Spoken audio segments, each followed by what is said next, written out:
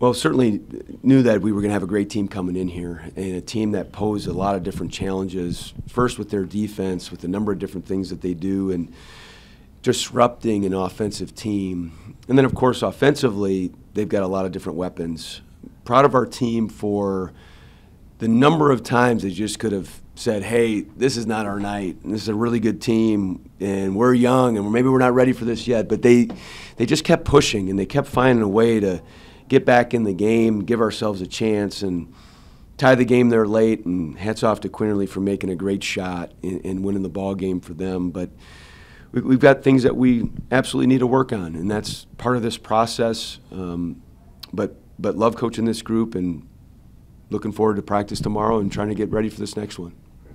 And talk about the key to the comeback. I mean, it looked like, everyone, Memphis had the game in control, and you guys gutted it out and incredibly tied the game. And, 33 seconds left. So talk a little bit about the comeback. I mean, how did it happen? Well, the reason why we got down early is we had a really hard time stopping them in the first half. We gave up 49 points. I think they scored close to 1.3 points per possession. And then we decided to mix it up. We did a little zone in the first half. In fact, I think it was just the last possession of the first half. And then we decided, and some of it was a product of Kobe Williams getting in foul trouble. He got his third foul early, so we went to the zone, and we thought we found something there a little bit. And we were able to get enough stops. We, of course, had some timely turnovers that we'd like to be able to, we got to be able to fix. But we were able to just hang around. And I told our team, we just got to keep hanging around, put some pressure on them. And then we're down 3. We give up an offensive rebound. We turn the basketball over. We're down 7 with a minute to go, and it came down to a couple stops and a quick 3 and a quick layup, and then one more chance to get a 3 at the buzzer. So, again, just proud of our team for sticking with it. Talk a lot about the game. Carlos Williams, I know he banked one in, but I don't know if they gave him confidence. But, I mean, hitting three-pointers. I know you've probably seen that in practice and hitting three-pointers, but talk a little bit about his game, not only shooting, but also seemed to give you all a boost, getting loose balls and a lot of effort. So talk a little bit about him. Yeah, Carlos certainly played like what we've envisioned. He's a guy that at his size can do a number of different things. He made a nice free throw line jump shot. He made threes. But what I was really pleased with is the way he attacked the basketball, those offensive rebounds, and just a couple of the pursuits that he had to keep the ball alive. Those are the things that gets me excited as we continue to progress, because obviously this is brand new for him too. Division I basketball is his first conference game, but very, very excited about what he did today. Looked like Reed gave you a boost inside too. They were really scoring during that one stretch. I think number 7 made 2 or 3 baskets inside in a free throw and kind of pushed their lead back to 10 or 11. And he came in and looked like he was able to put a stop to that and then force them to shoot outside. Yeah, Matt plays really, really hard, and his consistency is tremendous. Just every day, practices, games, it's all the same. He plays really, really hard. I thought he really grew today. Not just he makes the 3, he makes the mid-range jump shot at the end of the clock, but defensively and in the zone, he just really hustles, and he's smart, he's tough, and he's not afraid to use his body. And again, those are things that we can continue to build on. But I thought he played some really significant, important minutes today, and it shows. He was a +10 when he was out there today, so that's great to see. Talk about the night PJ had. Yeah, so PJ, I thought, kept us alive early. We were having a hard time scoring in certain areas, and then, of course, we were having a hard time stopping them. So he was able to get some baskets early to keep us in the game. And then I think, as we went to the zone, he's got such size and length. He picks up steals. He's disruptive. I know he's really disappointed with his performance at the free throw line, and that's very uncommon for him. But not worried about that one bit. He'll be able to bounce back. But I thought he was really good in a lot of ways tonight. Yeah, you just have confidence. Kobe's in the middle of a 1 for 11 start, I think, and then he gets a steal and the layup, and then three-pointer What are you thinking at that point when he takes that shot? Yeah, I think he's going to make it. Yeah. I mean, you know, I've seen him in so many situations, and you know, he's pressing a little bit.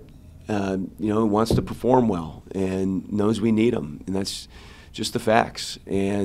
But I've got complete confidence in him, and so does his teammates. He's quick twitch, and he's been getting in the gym a lot over this break. And so, you know, I think any type of good player, good shooter, and I know I feel this way in him, that, hey, the water finds its level, and that next one was going down. So was called his number on the play, and he knocked it down. Guys executed great. You kind of mentioned getting the guys to believe. How are you able to do that whenever you're down 14 and kind of it feels like all the cards are stacked against them? Well, I think sometimes with youth, you have this, even with a lack of experience, sometimes like, yeah, why not? Why can't we get back in this game? And it's a beautiful thing in this group. They've been really attentive, and I've got great belief in these guys. And I know we're young. I know that we've lacked a lot of experience in a number of different areas, but believe in them as people to try to find a way. And so this is all about just trying to go on to the next play and try to control what you can control. These are things we talk about every day, and I thought that saw itself in this ball game. I also told them, hey, we've been here before, and we've had some games that we've been able to come back and get on the other side of this. So going forward, we'd just like to play from in front instead of behind. So that's the next teaching point. I know it's kind of unfair to ask you to predict the future, but how is this game going to impact what y'all are going to do down the road? Well, I mean, I think, of course, every game counts as one, but there's so many things that you can take from wins. You typically take more things from losses. And so I think there's many things that are really hard to teach. We've got some size, we've got some athleticism, we've got some willpower. There's things that we can get better at that are absolutely fixable, and that's what we're going to focus on. But without question, you gain confidence from doing hard things, and this was hard. Like this was a very good team. They got a chance to play really deep into March. And we went toe-to-toe in a number of areas. Now, again, there's a lot of things we got to fix, but we can gain confidence from this. We're very disappointed and upset that we didn't come away with a win for our fans, because I thought they were sensational. But our focus is always about getting better. Coach, I was going to ask you, you mentioned it a little bit, but down against New Mexico State, come back. Down against Missouri State, come back. In this game, tie it late with less than 20 seconds to go. How important were the fans, and how important are getting those fans and more fans out here to the rest of the season? So there's really two pieces of that. I mean, I think, number one, from an entertainment standpoint, hopefully they enjoyed watching these guys. And they're an enjoyable group to be around, and the youth and the exuberance and the potential and those types of things, hopefully they enjoyed. Secondly, hopefully they feel empowered by their importance, because if they're not here and they're not loud, I don't think that we're getting back into that game the way we did.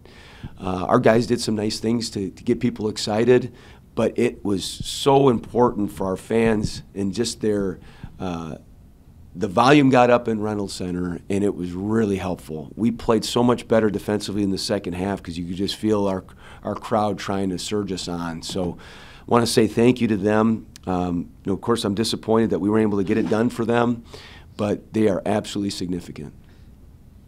Anything else? Yes, guys. Thanks, everybody.